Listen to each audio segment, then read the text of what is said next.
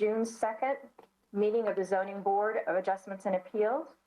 Our first item of business is roll call. So Kent Culberson. Here. Stephen Martin. Here. Leonard Rashke.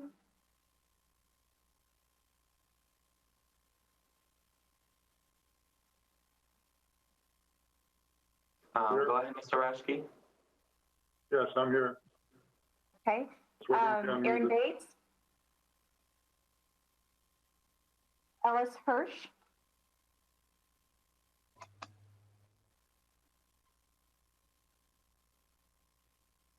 I believe he's not here. Okay. Becky Schaefer. Here. And Jeannie Cruz. Here. And Eden Konishi is here. Next item up is the approval of the minutes from the May meeting. Do we have any objections to the meeting minutes from the last meeting? Make a motion to approve. Second. Thank you. Meeting minutes have been approved. And I will turn it over to our city attorney, Ramona Siriani. Good morning, everyone. Welcome to the Zoning Board of Adjustments and Appeals, the June 2nd meeting. Our board is comprised of members that are appointed by the City Commission in the community. All the board members are volunteer members. They are not city employees. And the board is charged with having the power to hear and decide appeals for interpretations of variances from the city's land development code, where regulations where little enforcement of those regulations would result in an unnecessary or undue hardship, and granting the variance would be contrary to public interest. The way the meeting will work a little bit differently today because we are meeting virtually. So procedurally, I will go ahead and swear in each applicant as your case is called individually. So we can make sure that we have sworn testimony on the record. And once that is done, if you please state your name and give a brief description of what your request is before the board. And then you can go ahead and explain that. The board can ask any questions, and there will also be an opportunity for staff to present any information as well. And at that point, we will also need to ask if there are any members from the public that are wishing to speak on a particular variance for or against that are calling in. So we would ask that those folks be asked at that time. If the chair could go ahead and ask, or maybe Jonathan can ask if there are any callers to speak on a particular item, that they be given the opportunity to do that. And then I will turn it back over to the chair to hear our first case, and then I will go ahead and swear the first applicant in. Before we begin, I believe for the approval of minutes, we only had a motion and a second. We didn't do a roll call vote. I apologize. Yeah, if we can make sure, we also need to make sure we do roll call votes, for each and every item as well. I apologize, I overlooked that. So roll call for the approval of the minutes from the May meeting. Kent Culberson? Yes. Stephen Martin?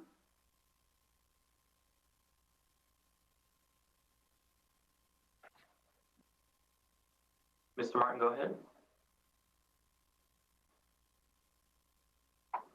Yes, I approve.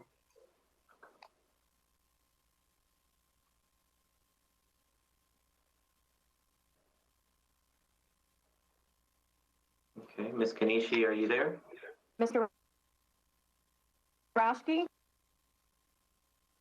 Yes. Yes. Ms. Schaefer? Yes. I'm sorry, Ms. Schaefer? Yes. And Ms. Cruz? Yes. And Ms. Konishi, yes. Okay, next item up is item number 5. Homeowner Colin Wiens requests a 1-foot variance to allow a 7-foot high privacy fence in the interior side yard in lieu of the 6-foot maximum height for fences specified by section 4.4.3 of the Land Development Code on property located at 2245 Brandon Road, variance number 20-017.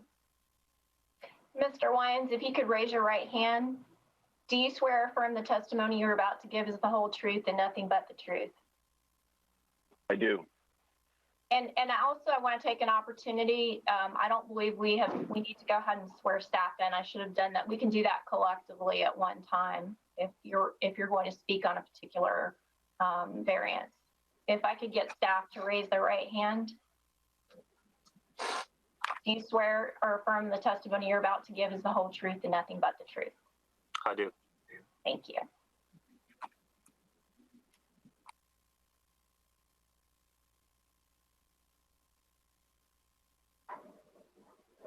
Okay, Mr. Wiens, can you give us a little bit more information about your application and tell us why you're here today? Absolutely. So my wife and I are looking to add a privacy fence to the backyard that really is in two sections, one on the south side of the property near where our garage sticks out. Our garage is that the little jut on the left side with the red text over it. So there's a small piece of fence there. The goal there would be a 6-foot height, which is the maximum height allowed for the LDC. The section on the north side where you see a little grass patch, there's a 76-foot section that in order to maintain the same height of the 6-foot fence on the south side, and due to the slope of the land, it would be required, because of about a 12-inch drop in the grade, would require about a 7-foot height, which was a 1-foot variance over the maximum 6-foot height. And so, again, the goal there is the hardship is as a result of the change in land. This is very similar to the variance 20-005, which has been approved. Very similar, the property in the area slopes down towards Lake Hollingsworth. And so very similar towards us. As it goes north, the land just naturally slopes down. And so this maintains equal height to match the 6-foot height on the south side. Okay, thank you. Now we'd like to hear comments from the city. Good morning. For the record, Todd Vargo with the City of Lakeland's Community and Economic Development Division. Mr. Wiens did a pretty good job of describing his case. We did do a site visit, went out and, oh, next slide, please.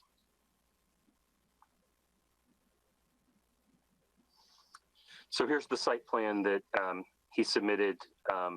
You can see the green fencing would be the 6-foot high, and then the red fence, the red line would be the 7-foot tall fence along the northern boundary. We did do a site visit and did note that the property does slope about a foot down as you head north. And this is the natural slope as, you know, as the land goes towards Lake Hollingsworth. Next slide, please. So this is the existing property line to the north. This is where the fence would be. So in addition to the difference in the grade, a 7-foot fence would also provide both Mr. Wiens and his neighbors some privacy. You can see that you can pretty easily see into that yard right now. Next slide, please. And again, we're back to the site plan that was submitted.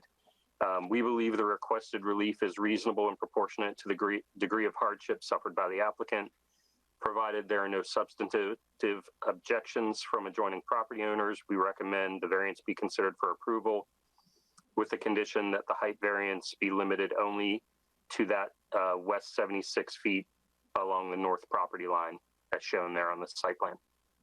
I'll stand for questions. Okay, at this time, we welcome anyone from the public who wishes to provide comment on this item to dial the number displayed on the broadcast. We ask that you please hold until recognized.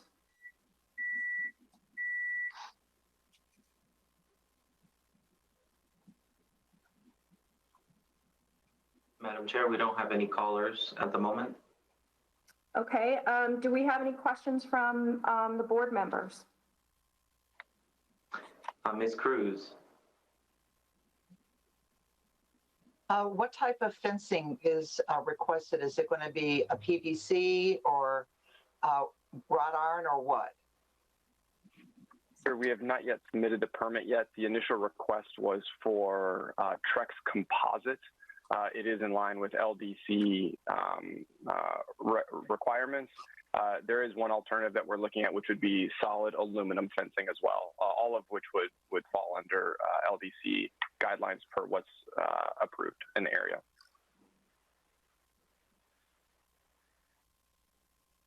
Any other questions from the board?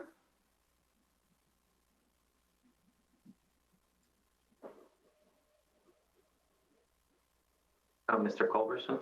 Yeah, I would make a motion to approve. We have a first. Mr. Rashke has his hand raised. I would second that motion. All right, we have a first and a second. Time for a vote by all the members. Mr. Culberson, Yes. Mr. Martin, Yes. Mr. Rashke, Yes. Ms. Schaefer, Yes. Ms. Cruz, Yes. and Ms. Konishi, yes. Thank you very much. Your application has been approved. Thank you very much, all.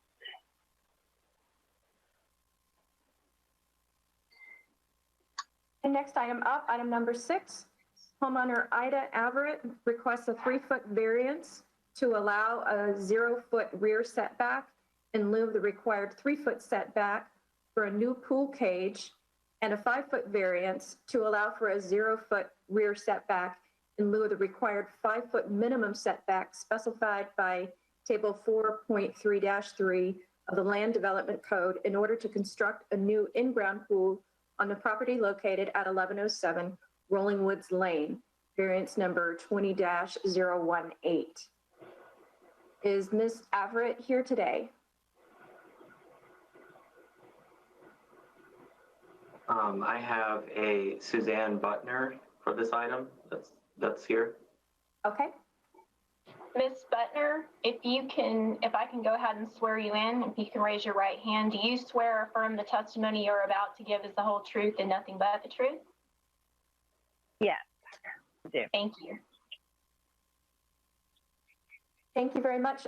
Can you give us a little bit of information about your application and why you're here before the board today?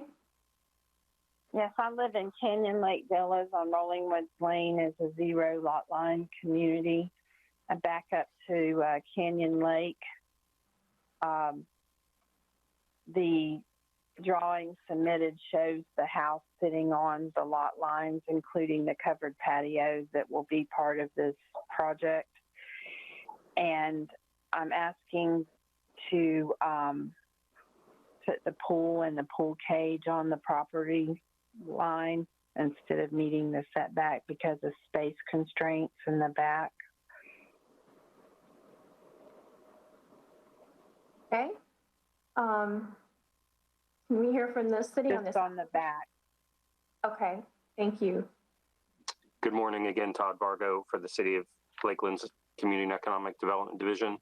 Next slide, please. So you can see from this slide, this is the subject property. The pool is slated to go in the bottom left-hand corner there of the property. This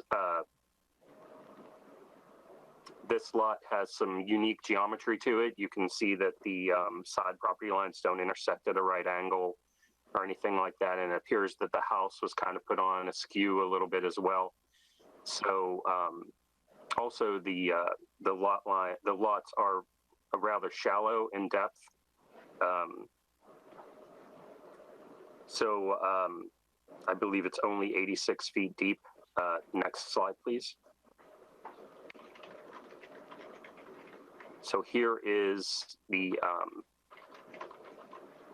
site plan that was submitted showing the pool and the spa along the rear property line. Now, also to the rear is Canyon Lake. So there won't be anyone directly impacted directly behind this lot. Next slide, please. Here's a little close-up of the pool. It'll still maintain a 5-foot setback from the side property. Next slide, please. Here's her neighbor on the one side has a dock, so I'm standing on the dock looking up to the subject property is the house on the right, but in the middle there is around where the pool will be. You can see the seawall that's there. That seawall will be moved to accommodate the pool. And I guess some fill will be brought in. Next slide, please. So this is standing in the backyard, looking again towards the pool area. Again, that seawall is going to be moved in order to accommodate the pool. The subject property is on the right-hand side, the very right-hand side. That's the neighbor right ahead of you. And the pool will be 5 feet from his property line. Next slide, please. Again, going back to a close-up of the site plan. Again, the hardship is really related to the odd geometry of the lot, the placement of the home on the lot, and the relatively shallow depth of the lot. Next slide, please. We have a few letters from her two neighbors. They have written in letters of support for the variance. And so again, with the Canyon Lake being behind and the letters of approval or letters of support from her neighbors, we believe the requested relief is reasonable and proportionate to the degree of hardship suffered by the applicant. The amount of relief requested is the minimal amount necessary to accommodate the proposed pool and cage. And due to a lack of viable alternatives and the minimal impact on adjacent properties, we recommend the request be considered for approval. I'll stand for questions. Thank you, Mr. Vargo. And with these two letters, I'm assuming that we don't have anyone from the public to comment today. I do not see any callers at this time, Madam Chair.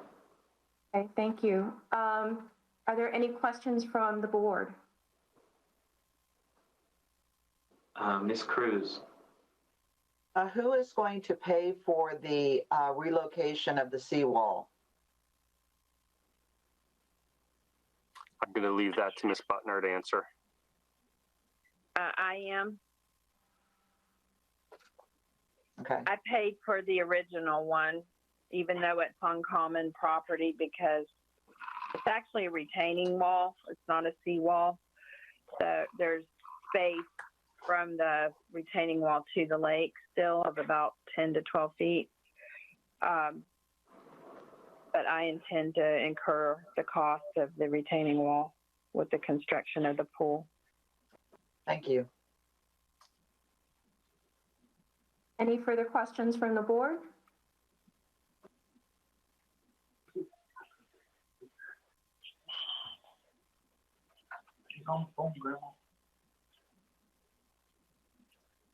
See no hands, Madam Chair.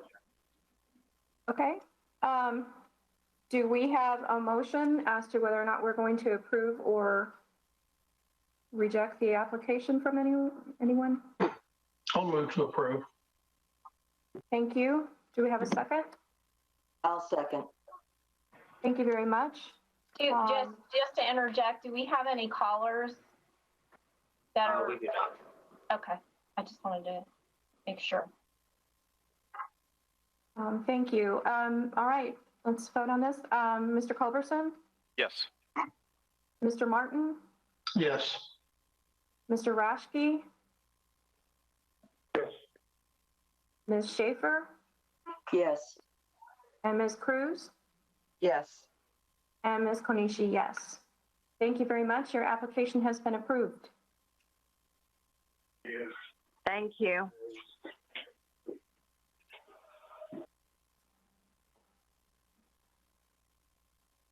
The next up is item number 7. This is a request for a 5-foot variance to allow a 0-foot setback along the street side property in line in lieu of the 5-foot minimum setback for fences and walls greater than 4 feet in height specified by figure 4.4.1 of the Land Development Code to construct a new 6-foot high fence on the property located at 406 Kerneywood Street.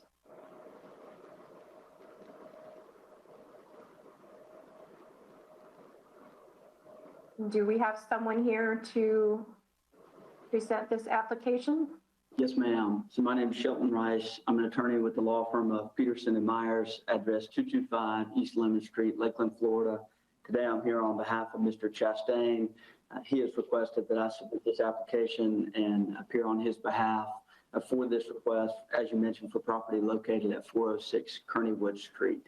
Do I need to be sworn in, or? Yeah, I can go ahead and do that. Do you swear or affirm that the testimony you're about to give is the whole truth and nothing but the truth? Yes, sir. Thank you.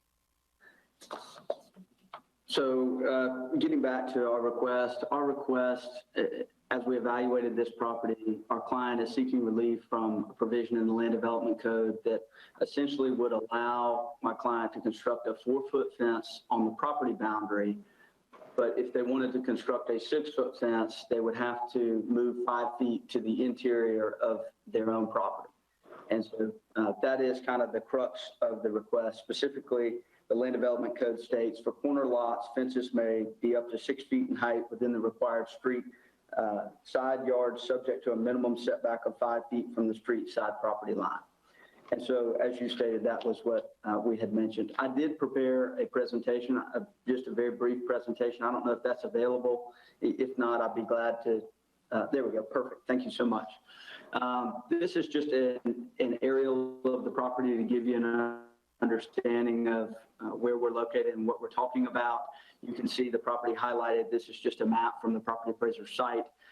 Property is located actually on 2 corner lots, but you can see the single family home it spans across both of the lots and is, as defined by the code, a corner lot. The property has frontage on Kerneywood Street and is oriented to the south. So that is the way that property is set up. The side yard and the location and area that we'll be talking about for this request is to the western boundary or the Carolina Avenue side of the property. You'll go to the next slide, please. Thank you. So this is an exhibit we put together just to show the proposed location of the fence. It would be on the property boundary adjacent to Carolina Avenue right away. The remainder of the fence would be along the northern boundary, which is adjacent to a property. There's not a variance required for that area, and there's no variance required as far as our understanding for the portion towards the house running to the east after you get outside of that 5-foot setback requirement. One other thing I would point out on this exhibit is that there is no issue associated with visibility for pedestrian or vehicular traffic on Kerneywood Street or Carolina Avenue because of the location of the fence and its distance from that intersection. Further, that's a 3-way stop, and so it's not like traffic is moving quickly in this area, further kind of emphasizing that there are no impediments to traffic flow and visibility. If you go to the next slide, please.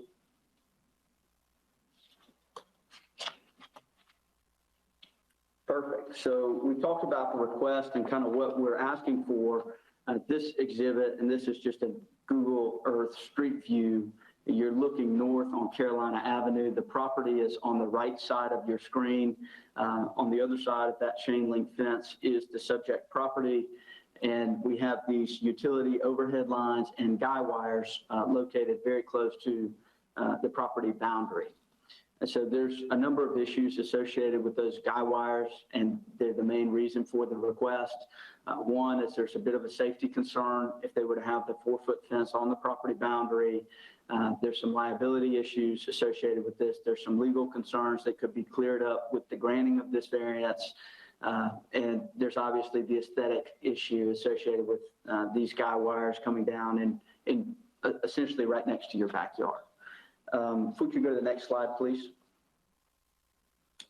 So this is the neighboring fence. And so across Carolina Avenue, you can see this is a 6-foot fence that would be similar to what my client would propose to build. He's actually engaged a landscape architect to come up with an aesthetically pleasing fence that would be located on the property boundary if this request is approved. And that fence, just to kind of point out how that was utilized, is located, from the best we can tell, on the property boundary and is up to the 6-foot limitation. So you can see that doesn't create any hindrance as far as vehicular traffic and is aesthetically pleasing for this area. So that concludes my slides. I'll just briefly point out a couple of things that staff has identified in their staff report. I will initiate this by saying we concur with staff's opinion and the recommendations that they have provided. The particular hardship is not the result of any action taken by the applicant, and I'm reading from the staff report. Such approval of a variance would not be contrary to the public interest, as it would not have any visual impact on the front yard or driveway on the adjacent home to the north, and the request of relief is reasonable and proportionate to the degree of hardship resulting from the location of the overhead utilities. And so staff did an excellent job summarizing it, so I decided I would go with their summary. But having said that, I'd be glad to stand for any questions, and we respectfully request a vote of approval on this variance. Thank you. Mr. Lyons has his hand raised, Madam Chair. Mr. Lyons? Yes, Christelle, can you please go back to the slide with the guy wires?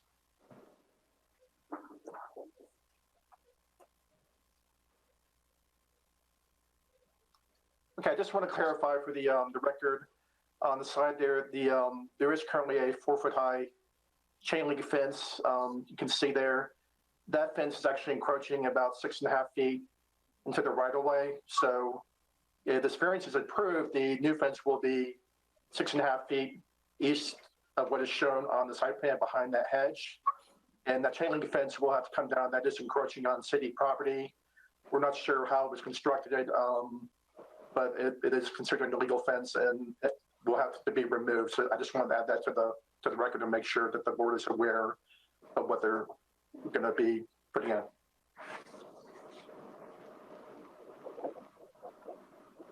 If I may, excuse me, I'm sorry. If I may, I was just going to mention that we're aware of that and that issue, and that would be resolved with this variance and the construction of the new fence. That would certainly be moved to the property boundary. And we have had a couple of conversations with staff about that issue. So I appreciate Mr. Lyons pointing that out for the record. Thank you.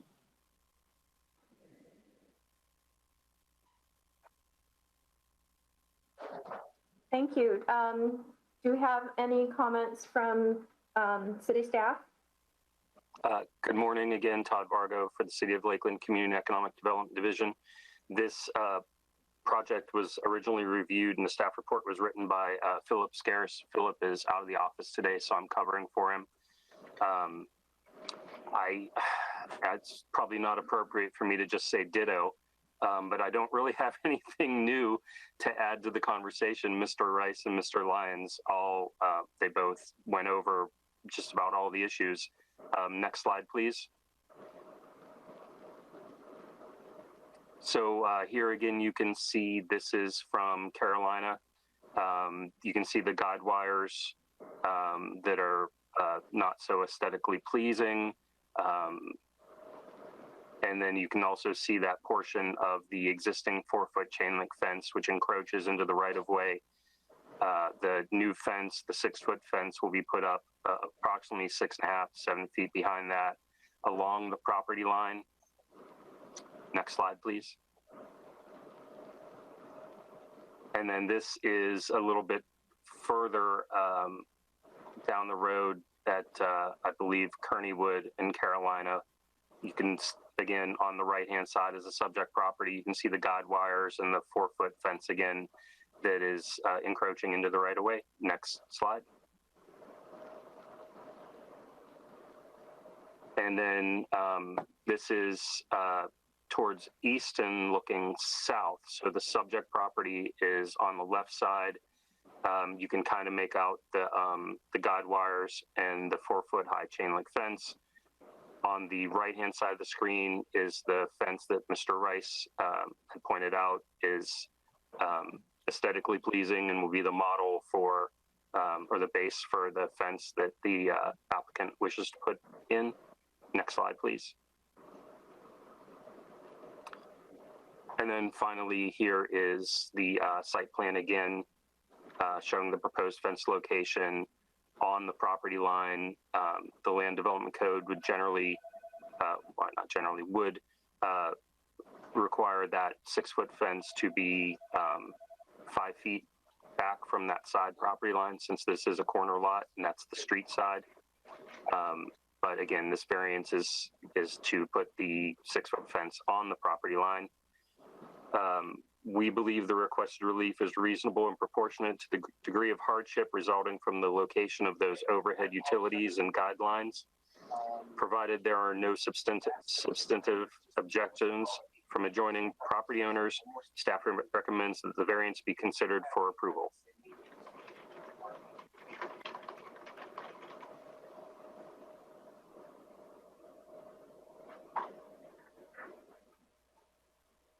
Madam Chair, are you there?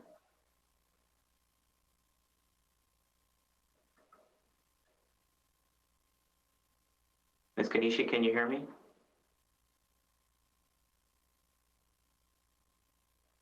Looks like she got disconnected from the call. Brandy, if you could give her a call to try to troubleshoot. Ramona, how do you think we should proceed? If we can have, well, we don't currently, I guess, have a vice chair, but if we can have one of our other members ask her. Actually, I can do this. Are there any callers from the calling in regarding making comments from the public or? No, there are not right now. Okay. And if we can have one of our other members step in and we would need a motion and a second, and we could take a vote. Mr. Rashke has his hand raised. And I would make a motion for approval. I second it. Okay, it looks like Ms. Kanishi has arrived again.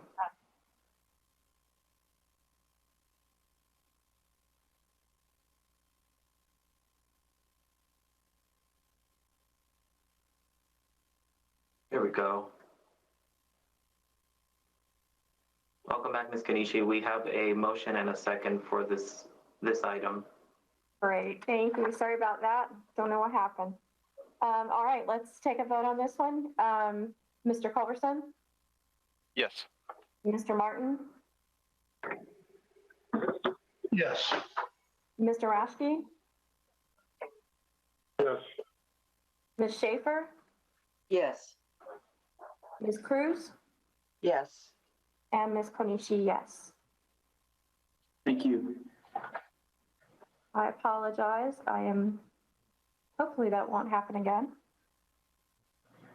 Thank you very much. Your application has been approved. Next item.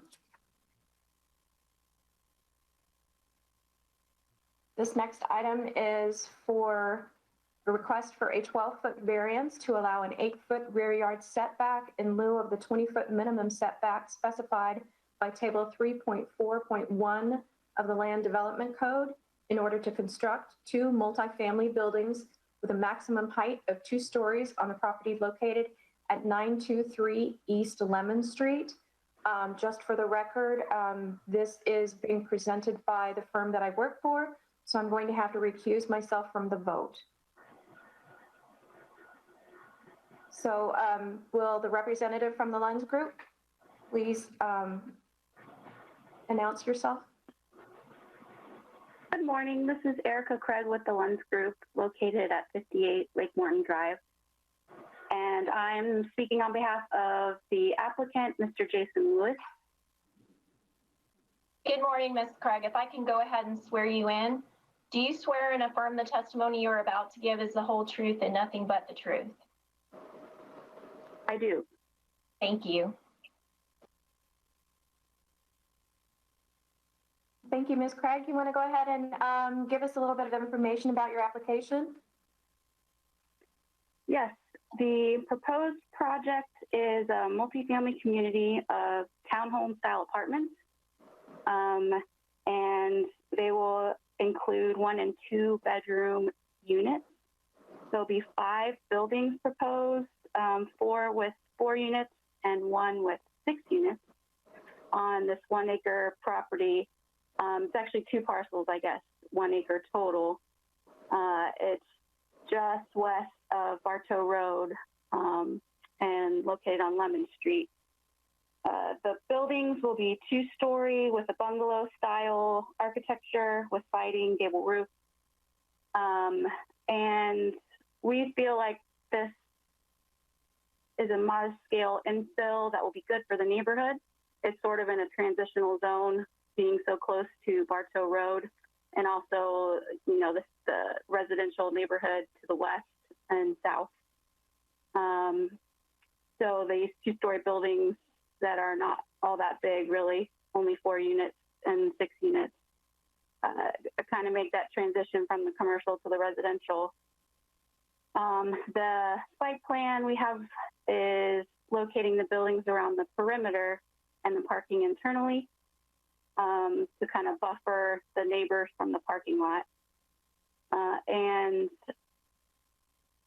the reason we're asking for the variance in the rear is because one of the parcels we will be using is located behind a property that is directly adjacent to Lemon Street and is landlocked. So the only way to get to this parcel for access from a public road is through the property to the east that is part of this site. And that creates a little bit of tricky situation with providing access and parking. But then an increased hardship is the property to the north with the 3 condos is actually encroaching onto the subject property about 8 feet. We don't have an official survey yet, so based on property appraiser and Google Earth, we're estimating about 8 feet. So this kind of pushes the 2 buildings on that little landlocked parcel further to the south to avoid the encroachment of that property to the north, because the encroachment is their vehicular access to the condos, and there's really no other place for them to park. So we're not planning on trying to change that. The applicant is planning on working out a deal with them to basically give that part of the property over to them, and so that we don't have to change anything about theirs, and we're just going to avoid that piece of land and push everything to the south. And we feel like this is an appropriate request. The buildings to the south bordering us, there's some multifamily apartments, and you can see that they do not have a 20-foot rear setback either. So it's not something that's completely out of the ordinary for this area. So we respectfully request this 12-foot variance to reduce the setback to 8 feet instead of the required 20 feet minimum.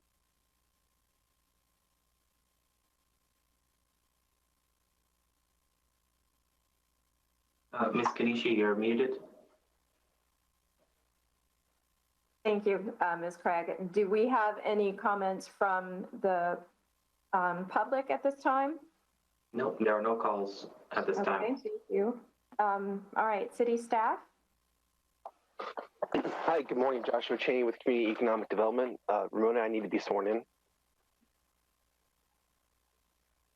Do you swear or affirm the testimony you are about to give is the whole truth and nothing but the truth? Yes. Thank you. Thank you. Good morning again. For the record, Joshua Cheney with Community Economic Development. As the applicant explained, the 2 parcels or the subject property are approximately 1 acre in size. They are located in the East Lake Morton Historic District, as well as the Downtown Community Redevelopment Area. The property is zoned MF22, and it's also located in the Garden District SPI. Next slide, please.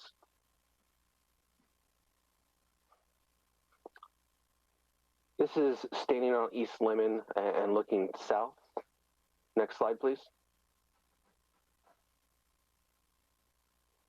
This would be looking to the southeast. There's Bartow Highway, and there is the office building that's to the west of the site. Excuse me, the east of the site. Pardon me. Next slide, please. This would be looking to the west. Those are the townhomes that were mentioned earlier by the applicant. Next slide, please. This is looking to the east. This is the office building there off of US 98, Bartow Highway, Bartow Road. Next slide, please. This would be looking to the north inside the property. The next slide, please. This is the backside of those townhomes that were mentioned earlier. Next slide, please. This is the multifamily that was referenced by the applicant. It was built in the early 1970s. This would be on the south side of the property, looking to the southwest. Next slide, please. And there's another shot looking south, showing both the multifamily as well as the single-family residential that's on the other side of those bushes and trees. Next slide, please. And this is the site plan that was included with the application. As stated earlier, the purpose of this request is to obtain variance relief to allow for an 8-foot rear yard setback in lieu of the 20-foot minimum setback required by the city's land development code. They're looking on the south and southwest corner of the subject property. You can see the proposed 2-story multifamily buildings.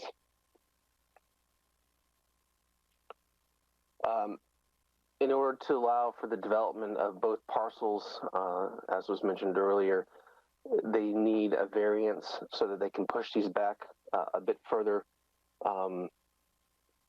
The applicant proposes to construct a total of 5 multifamily apartment buildings on this site.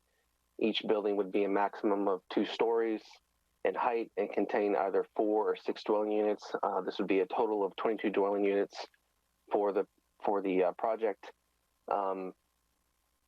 I would like to note that if the request is approved, the proposed 2-story multifamily buildings will still be required to meet all the other design development standards required within the MF22 zoning district, as well as the Garden District SPI overlay. It is staff's opinion that the proposed 2-story buildings are consistent with the scale and massing and the residential character of this historic neighborhood. So it's consistent with the development pattern that we're already seeing here. It's also worth noting that under the Garden District SPI, the subject property could be developed for a 4-story multifamily building that could include podium parking and the ground floor and maximum height of 60 feet by right, and that would be without a variance. So it is staff's opinion that the variance relief requested is the minimum amount necessary to allow for the project to move forward. Approval of this request would not be contrary to the public interest. The requested relief appears to be reasonable and proportionate to the degree of the hardship that's suffered by the applicant. And we believe that this meets the spirit and intent of the Land Development Code. And if there are no substantive objections from adjoining property owners, staff would recommend that the variance be considered for approval. And with that, I'll stand for any questions that you may have. Thank you. And again, we don't have any callers with any objections that have called in on this. Oh, we do not. Okay. All right. Does the board have any questions? I see Mr. Culberson's hands. Could I get a quick double check with the Madam Chair recused? Are we at quorum on this decision? Yes, we are. Yeah. Great. Super. Thank you. And then on the Lemon Street side, is there a pedestrian walkway on adjacent to this property line?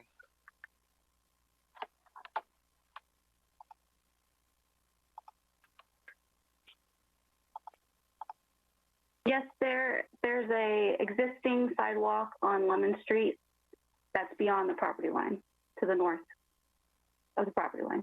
So on the other side of the street or adjacent to the property? Adjacent to the property. Do we have a photo of that in one of the slides? Can we go back to the beginning of the slideshow, please?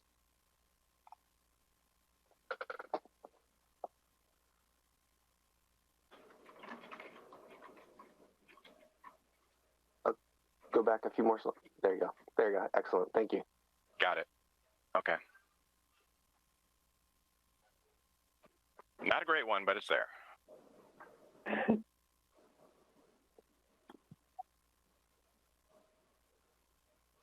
Any other questions or comments from the board? I would make a motion to approve. Okay, we have a first. Second. Thank you. All right. Mr. Culberson? Yes. Mr. Martin? Yes. Mr. Rashke? Yes. Ms. Schaefer? Yes. Ms. Cruz? Yes. Thank you. It was unanimous. The application has been approved. Thank you. And Madam Chair, everyone.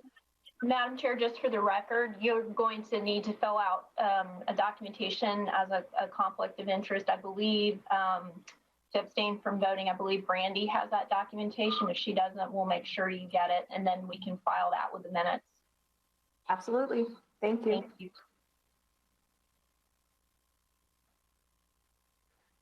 All right. Do we have any unfinished business?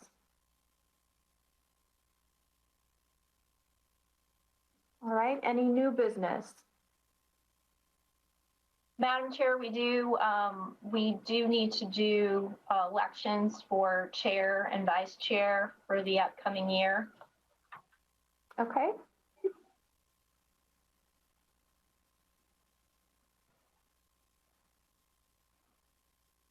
So we will need a motion for the chair position. I would make a motion to nominate and elect Ms. Kanishi as chair.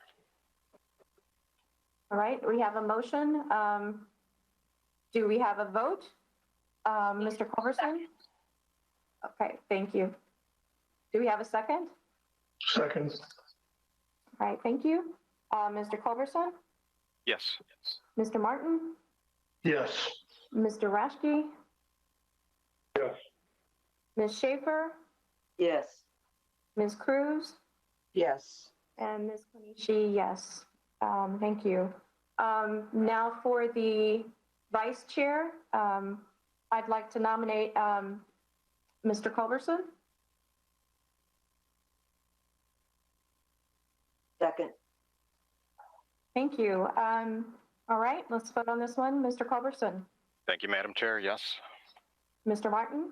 Yes. Mr. Rashke? Yes. Ms. Schaefer? Yes.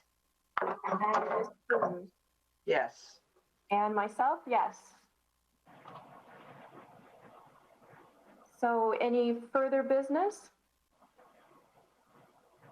Just to recognize our two new members, we have Jeannie Cruz and Becky Schaefer. They were appointed on Friday at Agenda Study. We don't typically have this quick of a turnaround once they're appointed. Usually they have a month to kind of watch some ZBA meetings and have an orientation meeting and kind of get a feel for it. But lucky for us, they decided to, sure, I'll jump right in. Ms. Cruz has already been part of the ZBA before, so she's seasoned. Ms. Schaefer, I think this is the first time for this board in particular, but like I said, lucky for us, they came in today and sat on the board, and we appreciate you participating with us today. Yes, thank you very much. Otherwise, we wouldn't have had a quorum. Yeah, very great. Great to be here for you guys. You all did a great job. And I apologize for the technical malfunctions that I experienced. Don't know what happened. It was quick and painless. All right. Anything else? All right. We are adjourned. Thank you, everyone.